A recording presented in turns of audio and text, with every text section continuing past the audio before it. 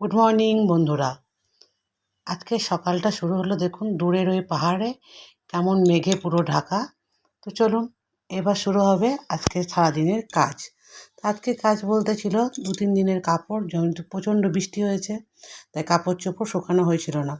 তো মেশিনে তো সব কিছু শুকানোর পরে একটু হাওয়া দিতে হয়, তাই কোথায় পাই দেবো, ফ্ল্যাটে তো আর কোনো জায়গা নেই। তো পুরো ঘরে দড়ি টাঙিয়ে পুরো কাপড় শুকিয়েছি। তারপরে হলো ব্রেড পিজা টিফিনে, সবার জন্য ব্রেড পিজা করলাম। এই যে ব্রেড পিজা কমপ্লিট হয়ে গেল খাওয়া। তারপরেই শুরু হলো রান্না বান্না, মানে কী করব রান্না। বাজার চলে এসছে যথারীতি। তো বাজারে ছিল চিকেন আর ছিল মাছ। তো এবার আজকে দুপুরবেলাতে অনেক যেহেতু কাজকর্ম করার পর বিশেষ কিছু রান্না করা হয়নি, তো চিকেনটাই করব। এই যে মাছ টাছ ধুয়ে ফ্রিজে করে রেখে দিলাম, আজকের মাছটা করিনি। আমি কিন্তু ব্রেড পিজা হলে পরে কী হবে, আমি কিন্তু কালকে রাতের কুমড়োর তরকারি বেঁচেছিল, সেই কুমড়োর তরকারিটা দিয়ে আমি মুড়ি খেয়েছি। এই যে সেই কুমড়োর তরকারিটা ছোলা দিয়ে কুমড়ো দিয়ে করেছিলাম, কারণ আমি মুড়ি খেতেই ভালোবাসি, আমি সব ব্রেড শেড খেতে ভালোবাসি না। তো আমার রান্না বান্না কমপ্লিট হয়ে গেল বন্ধুরা।